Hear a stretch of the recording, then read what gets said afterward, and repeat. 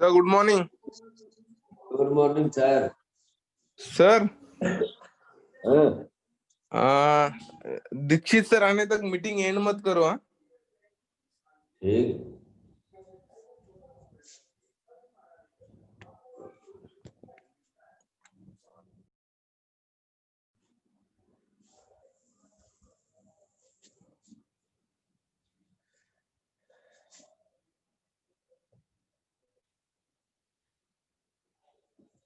Good morning good morning good morning. आज हमें सर्दी पकड़ लिया है ये इसीलिए थोड़ा आवाज डिफरेंट जाएगा। बस 1 मिनट वेट प्लीज।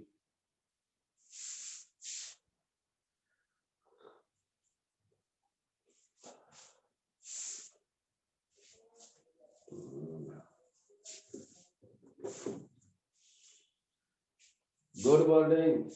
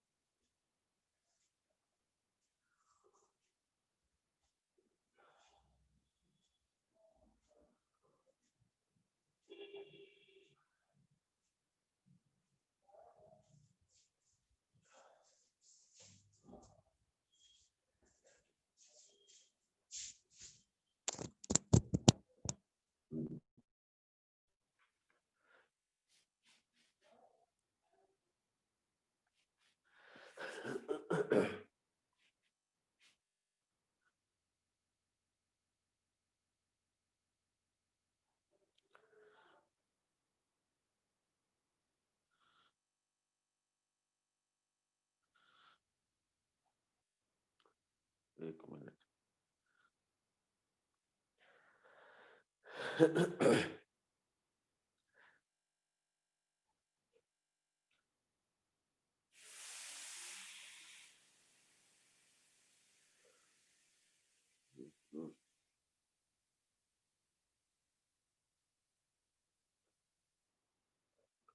ओके, तो आज का टॉपिक है limitation of the first law thermodynamics. इसके पहले हम लोग हेस लॉ पढ़े, उसका रिजोनेंस एनर्जी के एप्लीकेशन पढ़े, और आज हम लोग पढ़ने वाले हैं limitation of the first law of thermodynamics. ये जो भी मैं पढ़ा रहा हूँ सिलेबस के कंटेंट के अनुसार है। ठीक, इस चैप्टर में थर्मोकेमिस्ट्री थर्मोडायनेमिक्स में होता क्या है कि पहले थर्मोडायनेमिक्स पढ़ते हैं, बीच में थर्मोकेमिस्ट्री पढ़ते हैं, अब फिर हम लोग सेकेंड लॉ थर्मोडायनेमिक्स पढ़ते हैं। तो सेकेंड लॉ थर्मोडायनेमिक्स पढ़ने के पहले फर्स्ट लॉ थर्मोडायनेमिक्स का कुछ लिमिटेशन या इनकी ड्रॉबैक पढ़ना जरूरी है कि आखिर सेकेंड लॉ थर्मोडायनेमिक्स क्यों पढ़ा जाता है। तो फर्स्ट लॉ थर्मोडायनेमिक्स में कुछ कमियां हैं, कुछ लैकिंग है, कुछ लिमिटेशन है, ठीक है, और उसके बाद हम लोग सेकेंड लॉ थर्मोडायनेमिक्स पढ़ेंगे। ठीक, तो पहले हम लोग बात करते हैं limitation of the first law thermodynamics. ठीक है, फर्स्ट लॉ थर्मोडायनेमिक्स की पहली बात कर ले। ये कहता है कि ये द कंजर्वेशन ऑफ एनर्जी पर डिपेंड है। ठीक है, ना ये एनर्जी क्रिएट होती है और न ही एनर्जी डिस्ट्रॉय होती है।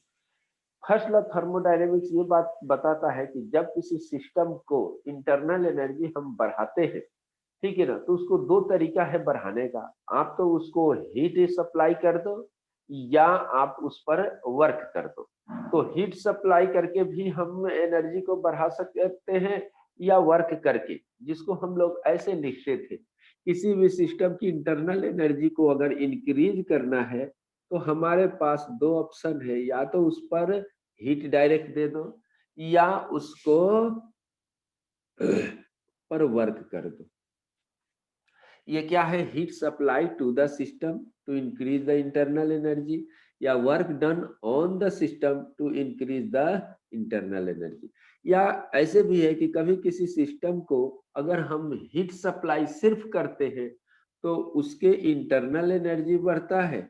अगर वो सिस्टम वर्क डन करेगा तो यहाँ पर हम लोग डेल्टा डब्ल्यू लिखेंगे।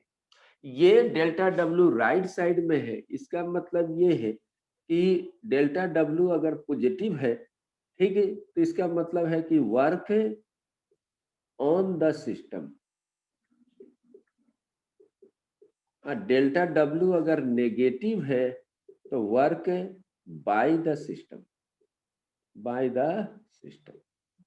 ठीक है, ये इस तरह से हम इसको ऐसे लिख सकते हैं, डेल्टा यू। तो दोनों में साइन कन्वेंशन का अंतर है। ठीक है, इसको समझकर आप इस पर काम कर सकते हैं। फिर से देखो, इसी इक्वेशन को ध्यान से देखो या इसको देखो। अगर किसी भी सिस्टम की हीट देते हैं तो उसकी इंटरनल एनर्जी बढ़ता है, वर्क करते हैं तो इंटरनल एनर्जी बढ़ता है। और इसमें क्या है, एक इक्वल साइन है। इक्वल का मतलब है कि लेफ्ट पार्ट जो होगा वो राइट पार्ट का होगा, तो राइट पार्ट भी लेफ्ट पार्ट में होगा। यानी अगर किसी भी सिस्टम को हीट देते हैं तो इसको हम मान लो, सपोज करो ये सिस्टम है, तो ये हमारा क्या हो जाएगा, सराउंडिंग। यानी सराउंडिंग से अगर सिस्टम को हीट सप्लाई किया गया, वर्क किया गया, तो इसका अर्थ ये है कि उसकी इंटरनल एनर्जी बढ़ गया। फिर इसकी रिवर्स की बात करें कि अगर इंटरनल एनर्जी अगर कम होगी तो हमको वर्क भी मिलेगा और हीट भी लूज होगा। ये इधर कन्वर्ट होगी तो ये ऐसा होगा, लेकिन कंडीशन के अनुसार दोनों साइमल्टेनियसली नहीं होता है। यानी ये इनमें तो कन्वर्ट हो जाएगा लेकिन ये दूसरे में कन्वर्जन नहीं होगा। ऐसा क्यों? क्योंकि मैं कुछ आपको एग्जांपल दे के बताता हूं, उसे प्लीज सुने। ठीक है, क्या है उसे एक बार देखेंगे। जैसे एग्जांपल देखो,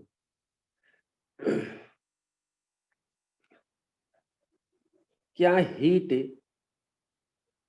एनर्जी में कन्वर्ट हो जाएगा? तो हम कहेंगे कि वर्क से हम एनर्जी में कन्वर्ट कर सकते हैं। एनर्जी का मतलब इंटरनल एनर्जी। तो क्या इंटरनल एनर्जी वर्क में कन्वर्ट होगा? ये चीज को हम लोग समझेंगे। जैसे सपोज करो ये एक फ्रिक्शन वाला सरफेस है, फ्रिक्शनल सरफेस, इस पर कोई एक पार्टिकल है, मान लो मास m है, v स्पीड से ये इस डायरेक्शन में मूव कर रहा है, तो इस समय इसकी काइनेटिक एनर्जी कितनी होगी? Half mv²। मान लो ये सरफेस पर है तो पोटेंशियल एनर्जी की वैल्यू वही है।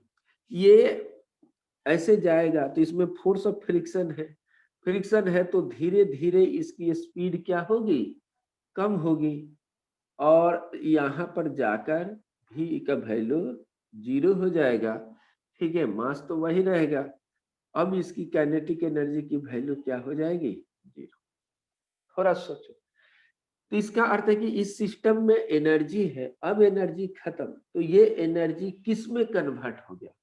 तो देखते हैं कि ये एनर्जी क्या हो जाएगा? हीट एनर्जी में कन्वर्ट हो जाता है। इसकी सरफेस को टच कर देखो, इसकी टेम्परेचर क्या हो गया? अब इंक्रीज हो गया। इनकी टेम्परेचर देखते हैं सरफेस के, इंक्रीज हो गया। अब देखो कोई चीज दौड़ेगा, घिस जाएगा, तो उसके सरफेस को छू कर देखो, अब इसकी टेम्परेचर ज्यादा होगी। यानी हम कहेंगे कि ये काइनेटिक एनर्जी हीट एनर्जी में कन्वर्ट हो गया और पार्टिकल क्या हो गया? यहाँ पर रुक गया। मान लो कि अगर हम कहें कि इसकी टेम्परेचर 25 डिग्री सेंटीग्रेड है और ये हीट होकर 50 डिग्री सेंटीग्रेड हो, तो यहाँ पर क्या हो गया कि वर्क जो है वो हीट एनर्जी में चेंज हो गया। यहाँ पर हम लोग बात करेंगे कि वर्क जो है, ठीक है ना, वो किस पर चेंज हो गया? हीट एनर्जी में। अब देख लो धीरे धीरे इसकी टेम्परेचर फॉल होगी कि नहीं, टेम्परेचर कम होगा कि नहीं? अगर टेम्परेचर कम होकर फिर से ये 25 डिग्री सेंटीग्रेड आ गया तो हीट लॉस किया ना, तो हीट जब लॉस किया तो ये पार्टिकल को यहाँ आ जाना चाहिए, क्योंकि यहाँ से यहाँ तक जाने में एनर्जी लूज किया, ठीक है ना। एनर्जी लूज किया और वो एनर्जी इसमें कन्वर्ट होकर किसमें चला गया है, हीट एनर्जी में। फिर ये हीट एनर्जी अपनी टेम्परेचर लूज करेगा तो हीट भी ये लूज करेगा तो उसके अनुसार ये वर्क में कन्वर्ट होकर फिर से यहाँ पर आ जाना चाहिए, क्योंकि फर्स्ट लॉ थर्मोडायनेमिक्स क्या कहता है कि सिस्टम और सराउंडिंग के बीच की एनर्जी हमेशा कांस्टेंट रहती है, ठीक है, क्योंकि कंजर्वेशन ऑफ एनर्जी पर डिपेंड करता है। तो ये इसमें जाना चाहिए, टेम्परेचर बढ़ गया, जब टेम्परेचर कम हो गया तो फिर ये यहाँ पर हो जाना चाहिए, ठीक है ना। तो क्या ये पॉसिबल है क्या, तो कहेंगे कि ये प्रैक्टिकल पॉसिबल नहीं है, बट थ्योरेटिकली ये हमारा पॉसिबल है, ठीक है। According to first law thermodynamics ये हमारा थ्योरेटिकली पॉसिबल है, लेकिन प्रैक्टिकली पॉसिबल नहीं है। तो ये लिमिटेशन में हम लोग लिख सकते हैं कि हम वर्क को एनर्जी में कन्वर्ट कर सकते हैं, लेकिन टोटल एनर्जी फर्दर वर्क में कन्वर्ट नहीं हो सकता है, ठीक है। यानी हम ऐसे लिख सकते हैं, work can be converted into energy, work can be converted into energy, into heat energy लिख दो, heat energy, but all heat energy never be converted 100% in work। Work में हम लोग 100% कन्वर्ट नहीं कर सकते।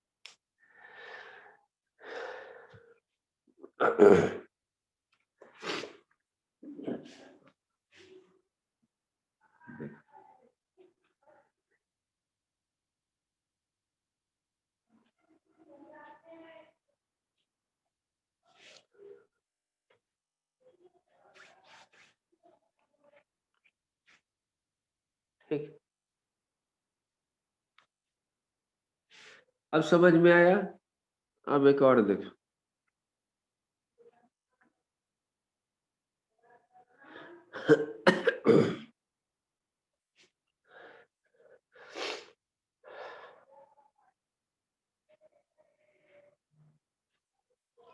या दो बॉडी को देखो ऐसे करके,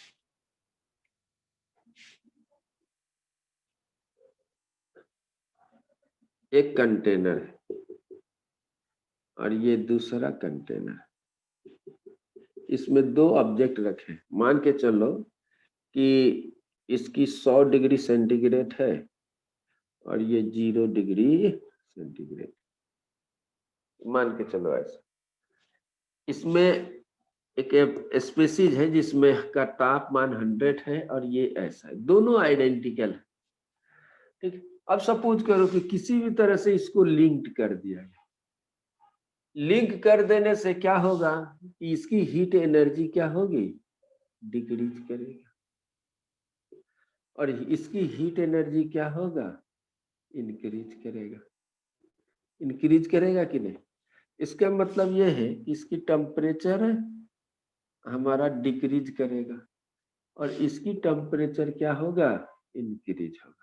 अगर दोनों अमाउंट सेम है, ठीक है ना, if both amount same, both amount same, तो कुछ समय के बाद इसकी फाइनल टेम्परेचर क्या हो जाएगा, 50 डिग्री सेंटीग्रेड। यानी ये टेम्परेचर 100 से घटकर 50 हो जाएगा और 0 से इंक्रीज होकर ये 50 हो जाएगा, वहां पर आ गया, ठीक। तो ये दोनों टेम्परेचर हमारा एक साथ है, 50 डिग्री सेंटीग्रेड पर आ गया, ठीक।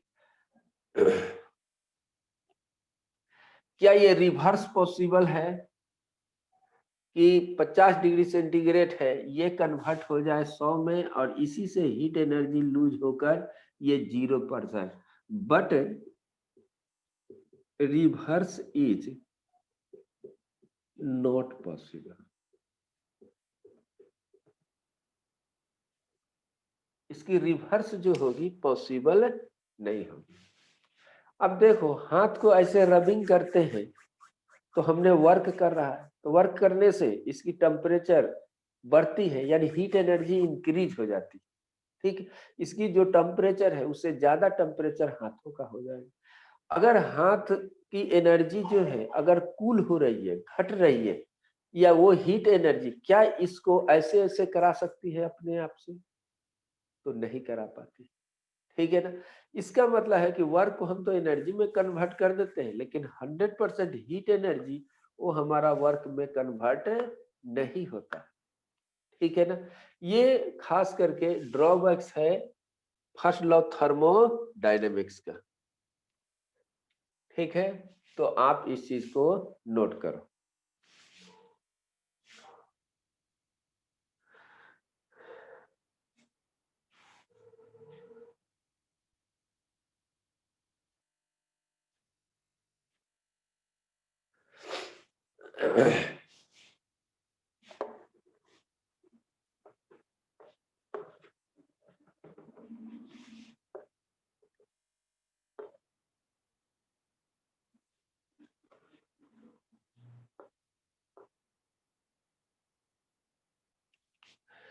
इसके बाद हम लोग सीखने वाले हैं स्पॉन्टेनियसली प्रोसेस।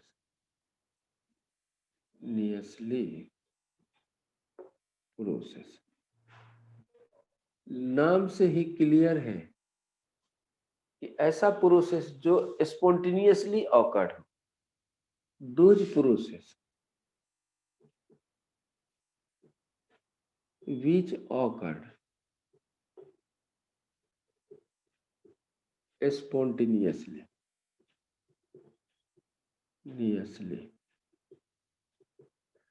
ऐसा प्रोसेस जो स्पॉन्टेनियसली हो,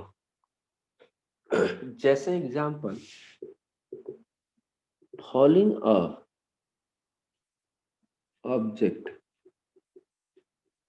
अंडर ग्रेविटेशनल।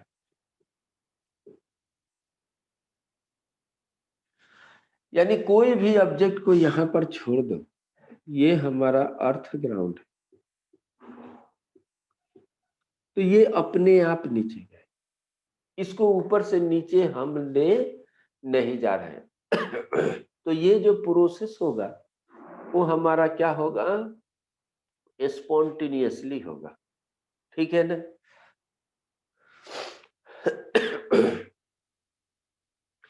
अब दूसरा देखो, अगर हम एक और एग्जांपल दें कि hot object and cool object comes in contact. जब हॉट बॉडी और कूल बॉडी कांटेक्ट में आते हैं, जैसे ये हॉट है, इसका मान लो 100 डिग्री सेंटीग्रेड, एक कूल ऑब्जेक्ट है, कूल है, इसका 0 डिग्री सेंटीग्रेड। तो ये स्पॉन्टेनियसली इसका हीट किधर जाएगा? इधर जाएगा। हीट अपने आप, आपको भेजने की जरूरत नहीं है। तो इसका अर्थ ये है कि इसकी टेम्परेचर अभी बात किए हैं कि डिक्रीज करेगा, इसकी टेम्परेचर इंक्रीज करेगा, लेकिन हीट एनर्जी जो है, ठीक है, transfer of heat energy, transfer of heat energy, ठीक है ना, ये जो होगा स्पॉन्टेनियसली होगा। यानी हम यूं कह सकते हैं, एक एग्जांपल दें, ठीक है ना, when hot object and cool object comes in contact, heat energy moves spontaneously from high temperature to low temperature.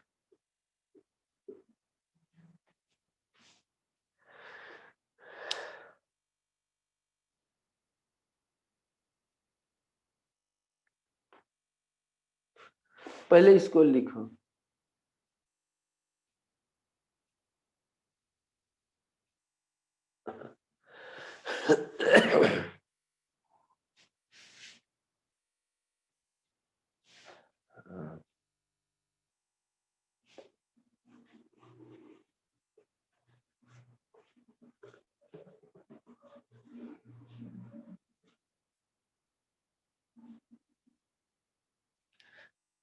तीसरा, सम स्पॉन्टेनियसली रिएक्शन, स्पॉन्टेनियसली रिएक्शन, कुछ ऐसे रिएक्शन है जो स्पॉन्टेनियसली होते हैं, जैसे व्हेन NaCl, टेबल साल्ट है ना, table salt comes in contact with water, water में जैसे आएंगे स्पॉन्टेनियसली डिजॉल्व हो जाएंगे, स्पॉन्टेनियसली डिजॉल्व्ड एंड डिसोसिएट्स, वो अपने आप, पहले हम लोग बात करते हैं स्पॉन्टेनियसली का, फिर बाद में करेंगे नॉन स्पॉन्टेनियसली, उसके बाद सेकेंड लॉ थर्मोडायनेमिक्स हम लोग करेंगे।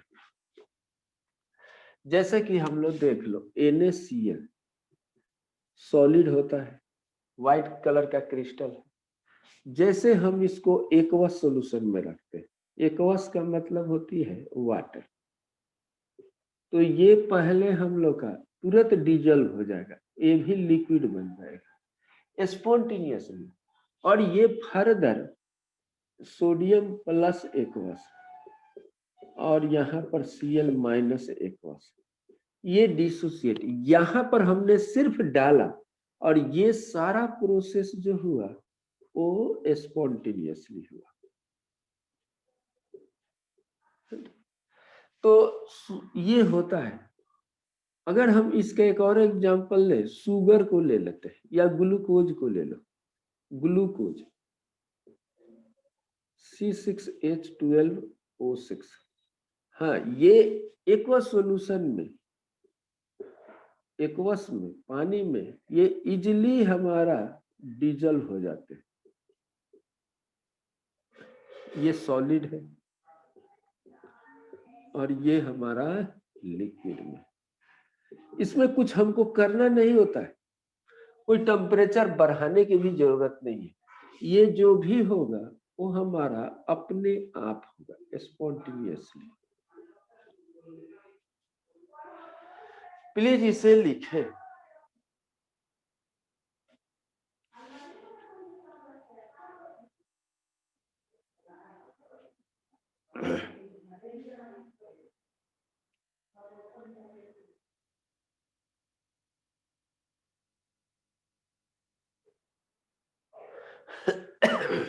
देखते हो, सेम टू देखो, H2O लिक्विड होते हैं, कुछ समय के बाद यही H2O गैस यानी वेपर में कन्वर्ट होता है, अपने आप होते हैं कि नहीं। बाहर जो भी पॉन्ड में देखते हो पानी है, कुछ समय के बाद वो पानी खत्म हो जाता है, तो कहते हैं इवोपरेट हो गया। कौन कराए? कोई कराए नहीं, अपने आप इवोपरेट होते हैं, यानी इवेपोरेशन को, ये इवोपोरेशन हो गया, और ये जो भी हुआ स्पॉन्टेनियसली हुआ। एक और है NO gas, half mole oxygen से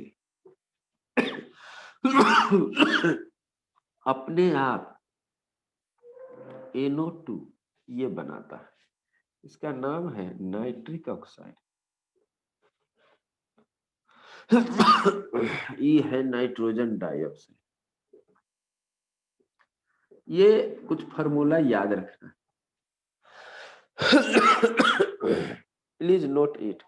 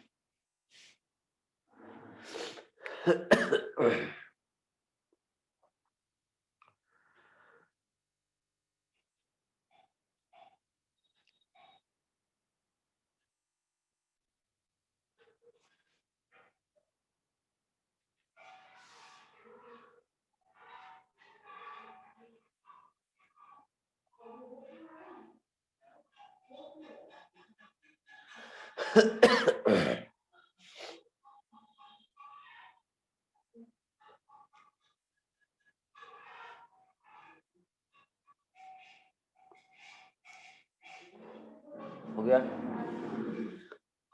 कुछ ऐसे स्पॉन्टेनियसली रिएक्शन है जो उसमें स्लाइटली वर्क करना पड़ता है।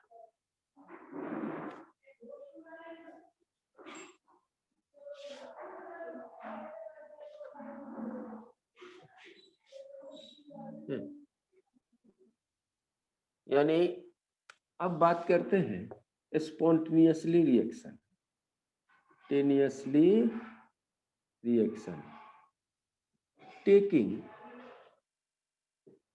सम इनिशिएशन। इनिशिएशन का मतलब क्या होता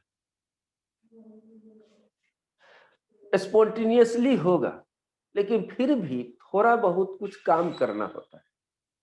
जैसे कि एग्जांपल है हाइड्रोजन गैस और ऑक्सीजन गैस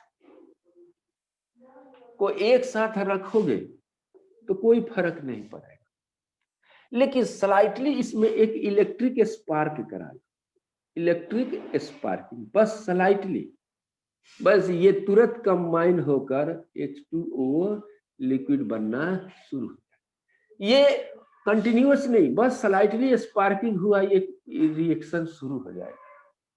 जैसे कोई चीज को जलाना है, जैसे कार्बन सॉलिड, लकड़ी को जलाना है तो ऑक्सीजन के प्रेजेंस में ये जल कर क्या होता है, CO2। अब बताओ ऐसा कुछ होता है क्या? अपने आप ये नहीं जलेगा, थोड़ा सा इग्निशन करना होगा, उसमें आग जला, इग्निशिएशन करना होता है, तभी जाकर ये CO2 बनता है। जैसे हम लोगों को घर में कुकिंग गैस जो है, खाना बनता है, ठीक है ना, तो खाना बनता है तो गैस से बनता है, ऑक्सीजन के प्रेजेंस में जलता है, जलने पर ह्यूज अमाउंट ऑफ एनर्जी देता है। तो लेकिन देखते हैं कि नहीं, वो क्या बोलते हैं उसको, गैस चूल्हा के सामने ऐसे ऐसे कुछ दाबते हैं ना, स्पार्किंग कराते हैं कि नहीं, ठीक है, लाइटर से ऐसे यूज करते तो थोड़ा सा स्पार्क करता है, स्पार्क करने के बाद वो अपने आप जलते ना, वो जलाने के लिए कोई नहीं। तो लेकिन ये स्पार्किंग जो है वो थोड़ा सा क्या होता है, इनिशिएशन करता है, और बाकी जो है ये अपने आप होता है। तो ये जो भी एग्जाम्पल है वो स्पॉन्टेनियसली है, ठीक। जैसे कि कोई भी अल्केन है CnH2n+2, ये अल्केन का फार्मूला होता है।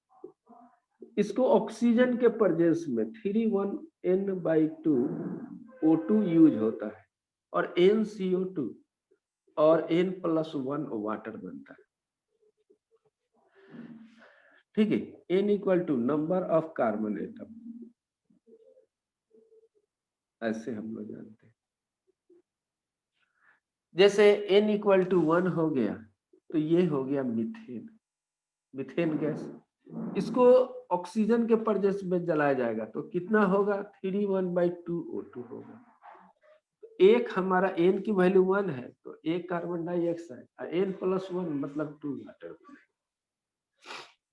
लेकिन इसकी मीथेन और ऑक्सीजन से ये तुरंत नहीं बनेगा, पहले थोड़ा इग्निशन करना पड़ता है, स्पार्किंग करना होता है, इग्निशिएशन, उसके बाद ये क्या होगा, जलेगा। हम लोग का घर में जो है वो कौन सा गैस होता है, तो ब्यूटेन होता है, C4H12। ये नॉर्मल एंड आइसोब्यूटेन होता है। घर में जो कुकिंग गैस होते हैं ना, उसमें कौन गैस भरा रहता है, ये ब्यूटेन, और इसकी ऑक्सीजन के प्रेजेंस में जलता है। 4 है तो 12 × 1 = 13/2 होगा ये, ठीक। तो ये हमारा 4CO2 और एक और इसमें ऐड कर दो, फिर भी इसमें स्पार्किंग करना होता है। अगर स्पार्किंग करेंगे तो ये अपने आप स्पॉन्टेनियसली चलेगा। तो हम लोगों ने बात किया कि स्पॉन्टेनियसली है क्या, तो प्लीज इसको नोट इट।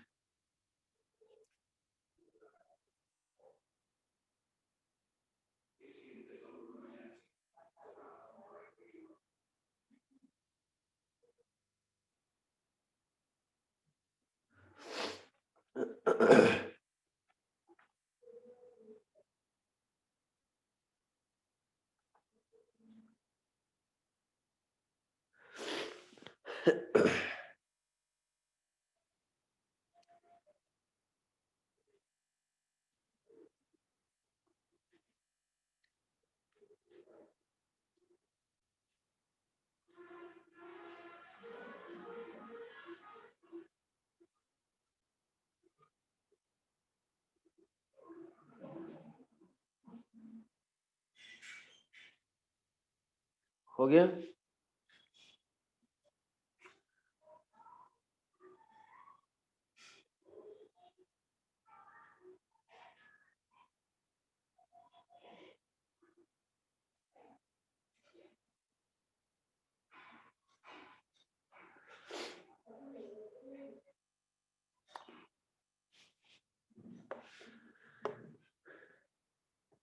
अब हम लोग बात करेंगे, ये स्पॉन्टेनिटी प्रोसेस है। अब इसमें डिसऑर्डर की बात किया जाएगा, डिसऑर्डरनेस।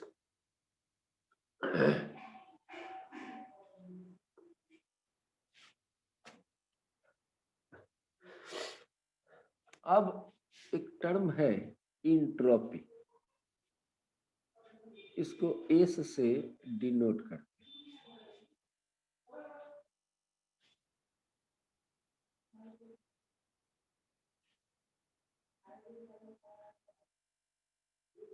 ये कहता है the degree of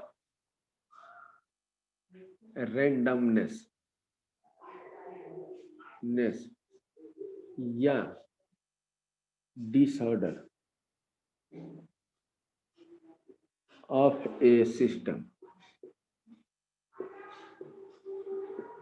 termed as entropy.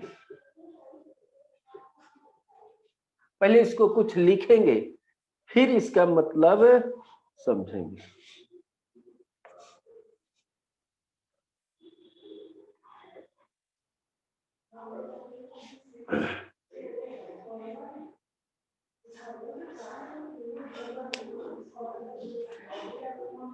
ठीक, ओके, इसको एस से लिखते हैं। इसके बारे में बताते हैं, it is a state function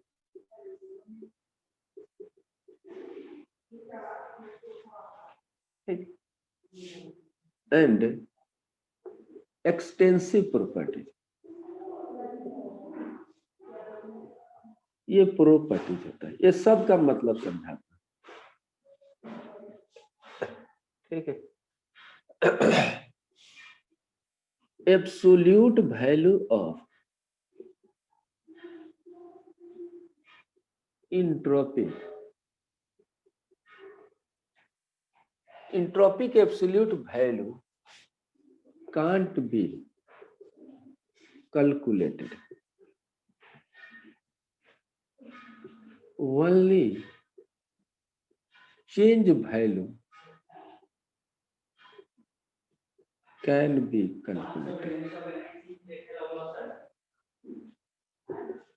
इसका चेंज वैल्यू क्या होगा, कैलकुलेट किया जाएगा।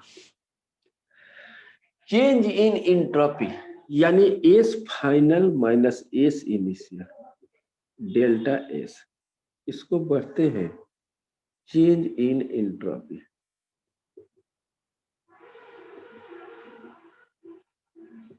ओके, पहले इसको लिखो।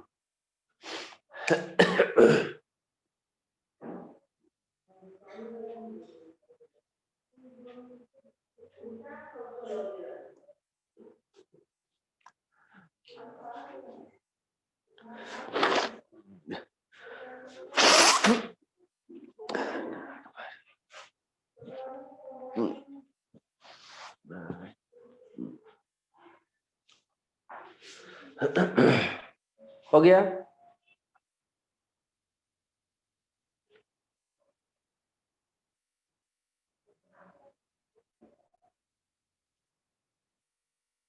ठीक। तो हम लोग बात कर रहे हैं इंट्रोपी की। तो इंट्रोपी जो है उसको बारे में बोलते हैं कि इट इज द डिग्री या रेंडमनेस ऑफ या डिसऑर्डर ऑफ द सिस्टम। यानी जितने ज्यादा डिसऑर्डर होगी उतने ज्यादा इंट्रोपी क्या होगा, इंक्रीज करेगा। बस इतने जानो। मान लो कोई सिस्टम है, ठीक है ना, अगर वो सिस्टम में अगर डिसऑर्डरनेस बढ़ता है तो इंट्रोपी बढ़ेगी, डिसऑर्डरनेस कम होगा तो इंट्रोपी क्या होगी, कम होगी। जैसे एक छोटा सा एक बात बताते हैं। नॉर्मली हम लोग ऑर्डर और डिसऑर्डर जानते हैं। जैसे आप एक अपनी स्कूल में देखो कि बहुत से बेंचेज लगे रहते हैं, ठीक है ना, लेकिन वो एक खास सीक्वेंस में लगे रहते हैं। वो सभी 1 1 1 1 करके आपको एक ऑर्डर में होते हैं। तो ये ऑर्डर में अगर है, ठीक है, तो इसका अर्थ ये है कि हम कहेंगे कि उसकी इंट्रोपी कम है। लेकिन वही जिगजैग हो जाए, इधर उधर हो जाए, उनकी ऑर्डर सही नहीं हो, तो वो हम कहेंगे कि उनकी डिसऑर्डरनेस बढ़ गई। और इसी डिसऑर्डरनेस को हम लोग क्या नाम देते हैं, इंट्रोपी कहते हैं। यानी इंट्रोपी इंक्रीज हो गई। जितनी ज्यादा डिसऑर्डरनेस बढ़ेगी उतना ही ज्यादा इंट्रोपी बढ़ेगी। तो ये डिसऑर्डरनेस और इंट्रोपी को हम लोग एक सीक्वेंस में ले सकते हैं, ठीक है ना। डिसऑर्डरनेस किसी भी सिस्टम की अगर इंक्रीज करेगा, इंट्रोपी इंक्रीज करेगा। डिसऑर्डरनेस कम होगा, इंट्रोपी कम होगा। यही से आप देखो कोई भी सिस्टम है उसकी डिसऑर्डरनेस बढ़ा यानी इंट्रोपी क्या हो गया, बढ़ गया। जैसे कोई सिस्टम ले लो, ये एक सिस्टम है, अगर इसकी डिसऑर्डरनेस इंक्रीज हो गया, डिसऑर्डरनेस इंक्रीज, तो इसकी इंट्रोपी भी क्या होगी, इंक्रीज करेगी। डिसऑर्डरनेस डिक्रीज, डिसऑर्डरनेस डिक्रीज, तो इसकी इंट्रोपी क्या होगा, डिक्रीज करेगा। डिसऑर्डरनेस डिक्रीज का मतलब है कि ऑर्डरनेस इंक्रीज, इंक्रीज, ये है बात। मैं जो बोल रहा हूं फिर से देखो, आपके घर में पूरे सामान बिखरे हुए, तो वो पूरा डिसऑर्डर में है, तो कहेंगे कि आपके घर की इंट्रोपी क्या हो गई, इंक्रीज हो गई। अब क्या करते हो कि उस घर के सारे बिखरे हुए सामान को अरेंज कर देते हो, तो हो गया उस सिस्टम की, उस घर की इंट्रोपी क्या हो गया, घट गया, ठीक है ना। यानी आप डिसऑर्डरनेस का मतलब ये है, ठीक है। दूसरी बात ये है कि एक मान के चलो एक गैस है और एक गैस ये है, ठीक है। ये गैस मान लो हाइड्रोजन गैस है और ये ऑक्सीजन गैस, ओके। तो ये इसमें सिर्फ हाइड्रोजन गैस है, एकदम प्योर है। ये भी प्योर गैस, ये अरेंज्ड है, इसमें ओनली हाइड्रोजन हाइड्रोजन हाइड्रोजन, हर जगह पर हाइड्रोजन ही है, ठीक है। यहाँ पर भी हर जगह पर क्या है, ऑक्सीजन में है। तो ये एक खास ऑर्डर में है, ये खास ऑर्डर में है। अब क्या करते हैं कि इसी कंटेनर में एक लीक कर देते हैं, यहाँ पर लीक कर देते हो, तो इसमें भी हाइड्रोजन गैस, इसमें ऑक्सीजन गैस। अब इसमें आपको क्या हो गया, मिक्सचर हो गया। मिक्सचर होने से अब बताओ ये ऑर्डर में हुआ कि डिसऑर्डर में हो गया, तो इस मिक्सचर की डिसऑर्डरनेस इंक्रीज हो गया। अब ये ऑर्डर में नहीं है, डिसऑर्डरनेस इंक्रीज हो गया, तो ये हमारा इंट्रोपी कहेंगे, ये बढ़ गया। इंट्रोपी क्या हो गया, इंक्रीज हो गया। यानी हम यूं कह सकते हैं, इसका एक एग्जाम्पल ये है, एग्जाम्पल में लिखो मिक्सिंग ऑफ टू और मोर गैसेस वो तो स्पॉन्टेनियसली होते हैं, स्पॉन्टेनियसली ये अपने आप मिल गए। Increase the entropy, increase the disorderness and correspondingly entropy increase।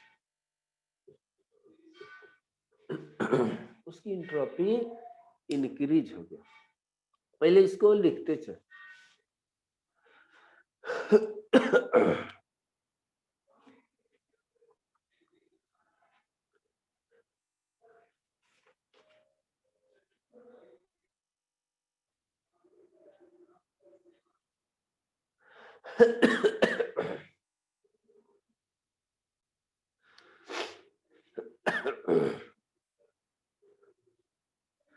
हो गया।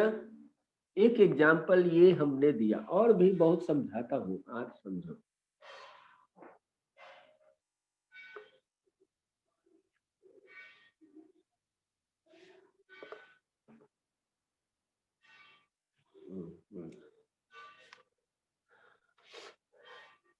और समझो।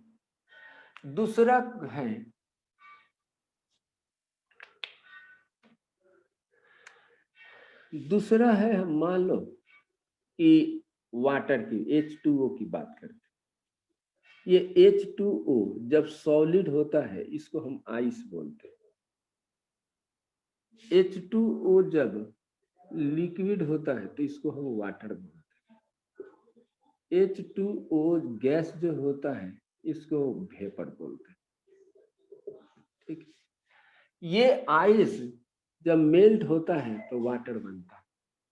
वाटर इवोपरेट होता है तो वेपर बनता है। जब वेपर कंडेंस होता है, कंडेंस, तो वाटर बनता है। और जब वाटर फ्रीज होता है तो हमारा क्या होता है, आइस बनता है। ये हम लोग जानते हैं। आइस सॉलिड है। सॉलिड का मतलब ये है कि इसके हर मोलेकुल्स क्या है, रेंडमली फिक्स है। इसके ऑल पार्टिकल्स अरेंज्ड, ये अरेंज्ड है। इसीलिए कहीं देखते हैं ना, कहीं पर इसके पार्टिकल मूव नहीं कर सकते। Arranged and fixed. तो ये हम कह सकते हैं these are the more order है। तो इसका इंट्रोपी क्या होगी, लो होगी, कम होगी। अब जैसे कि ये हमारा मेल्ट होने लगा, मेल्ट होकर आइस किस में कन्वर्ट हो जाएगा, वाटर में। अब देखते हैं कि वाटर के मोलेकुल से थोड़ा सा रैंडम मोशन करने लगते हैं, यानी रेंडमनेस इंक्रीज हो गया। रेंडमनेस का मतलब ये क्या है कि इसकी डिसऑर्डर जो है वो डिसऑर्डर इंक्रीज कर गया, ये मोर डिसऑर्डर हो गया। तो इससे इंट्रोपी क्या होगा बताओ, इंक्रीज करेगा। जब वेपर में हुआ तो हाईएस्ट डिसऑर्डर हो गया, हाईएस्ट डिसऑर्डरनेस इंक्रीज हो गया। तो इसका अर्थ ये है कि ये मोर या इसमें हम लोग सबसे ज्यादा इंट्रोपी मोस्ट इंक्रीज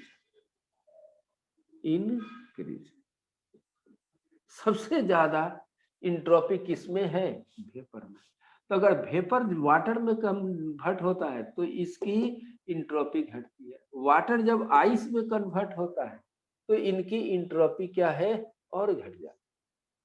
ठीक है, आइस जब वाटर में आता है इंट्रोपी बढ़ता है, और वेपर में जाता है तो इंट्रोपी बढ़ाता है। और इसमें ऐसे लिख दो, इंट्रोपी डिक्रीज, ये डिक्रीज, ये इंक्रीज, ये इंक्रीज, ये डिक्रीज, और ये डिक्रीज। Please note it.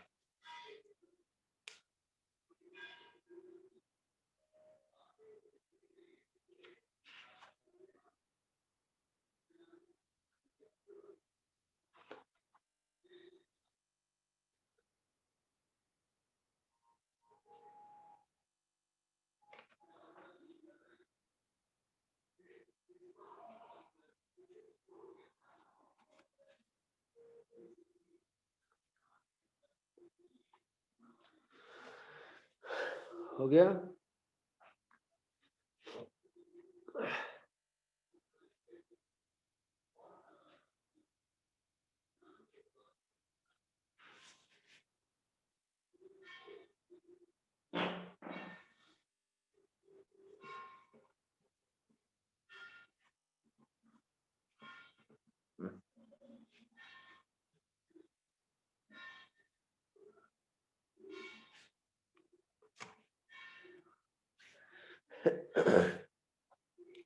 अब देखो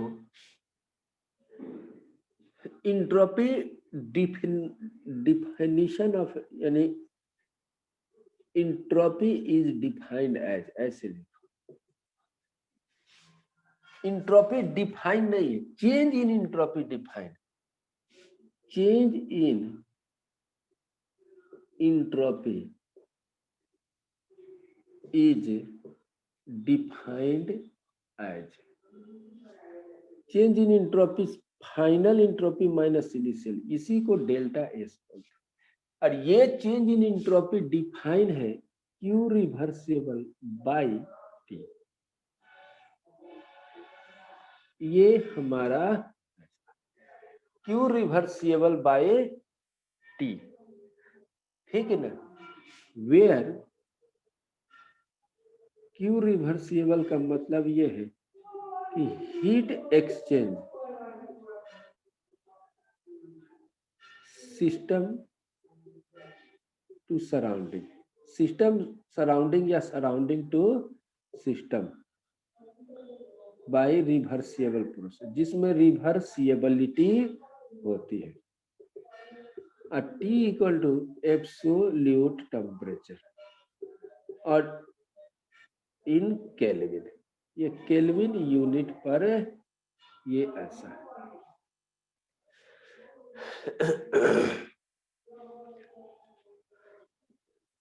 ठीक, इसको माइक्रो लेवल पर भी लिख सकते हैं। ds equal to D Q reversible by T integration S initial to S final.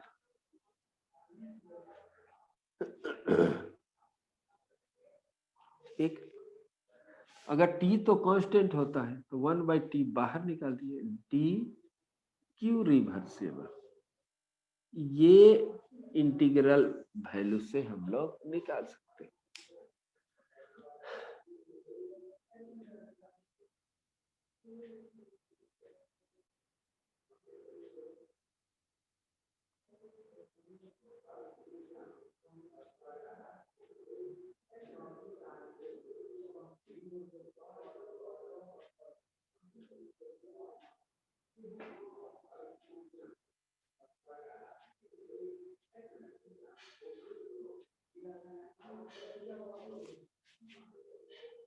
ठीक, इसका मतलब नेक्स्ट क्लास में समझाएंगे, लेकिन बस इतना जानो, change in entropy equal to Q reversible by T होता है। अब हम लोग यूनिट जानेंगे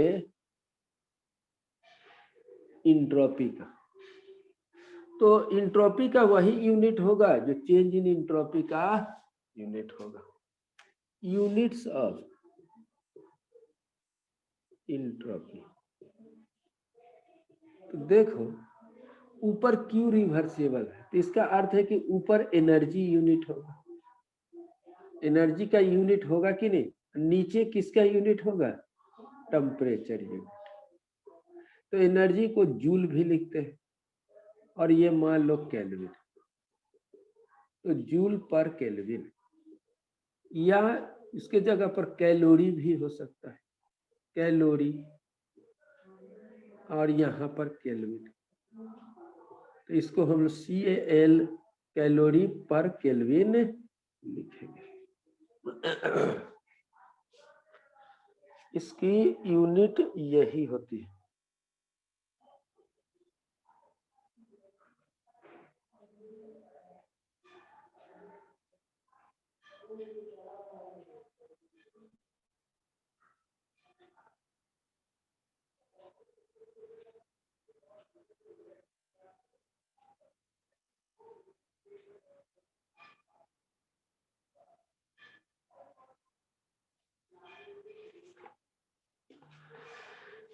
हो गया, ये यूनिट है।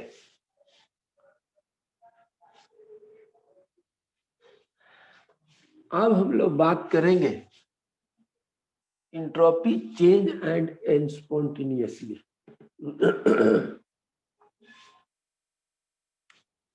Entropy change and spontaneously.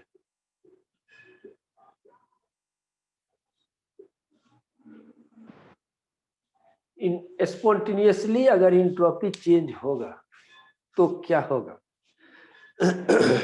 तो इसके लिए कंडीशन है कि डेल्टा एस की वैल्यू हमेशा ग्रेटर देन 0 होगी। क्यों? क्योंकि डेल्टा एस जो है वो S final minus S initial. S final का मतलब ये है मोर डिसऑर्डर, एस इनिशियल का मतलब क्या है? Less disorder. तो जब फाइनल मोर डिसऑर्डर होगा और ये लेस डिसऑर्डर होगा तो दोनों का डिफरेंस डेल्टा एस की वैल्यू हमारा क्या होगी? पॉजिटिव होगी। जैसे एक एग्जांपल देते हैं, आप इसे देखो, एक सिस्टम है, ये अभी जो एग्जांपल दिया इसमें H2 है, इसमें O2, यही एग्जांपल दिए थे ना। ये पूरे दोनों को मिलाकर हमने एक सिस्टम सेलेक्ट कर ली, सिस्टम सेलेक्ट किया। ठीक, अब सोचो कि अगर हम इसको लिंक कर दें, एक बड़ा कंटेनर बनाकर ये लिंक, इससे हाइड्रोजन गैस, इससे ऑक्सीजन, अब ये स्पॉन्टेनियसली हुआ और इसमें हमारा H2 और O2 आ गया, ये मिक्सचर हो गया। अब मिक्सचर होने से डिसऑर्डरनेस क्या हो गया? इंक्रीज हो गया। तो जब डिसऑर्डरनेस इंक्रीज होगा तो इंट्रोपी भी क्या होगी बताओ? Increase. Disorderness increase, entropy increase. Disorderness increase, entropy increase. Disorderness increase, entropy increase हो गया। Okay, disorderness increase, entropy increase. जब डिसऑर्डरनेस इंक्रीज, इंट्रोपी इंक्रीज, तो डेल्टा एस की वैल्यू क्या होगी? पॉजिटिव। क्योंकि जब ये मिक्स नहीं था तो लेस इंट्रोपी था, यानी ऑर्डर में था। ठीक है, तो जब भी, यानी यहां पर मैं नोट में लिख देता हूं, ठीक है, स्पॉन्टेनियसली प्रोसेस ऑकर्ड, ठीक है, इंट्रोप ऑकर्ड, डिसऑर्डरनेस इंक्रीज, तो डेल्टा एस की value greater than 0 always.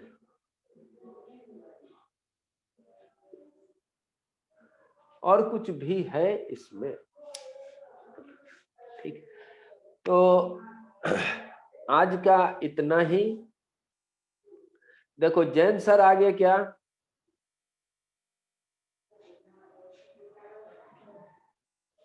Okay,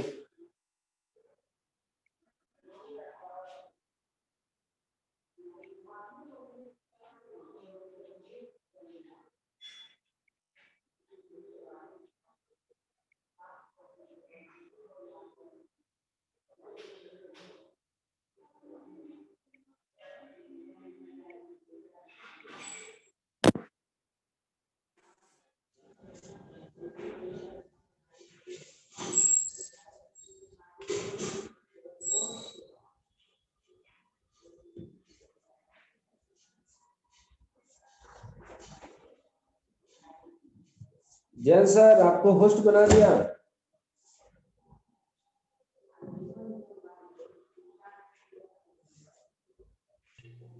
Yes, sir. Thank you. Oh, thank you, sir.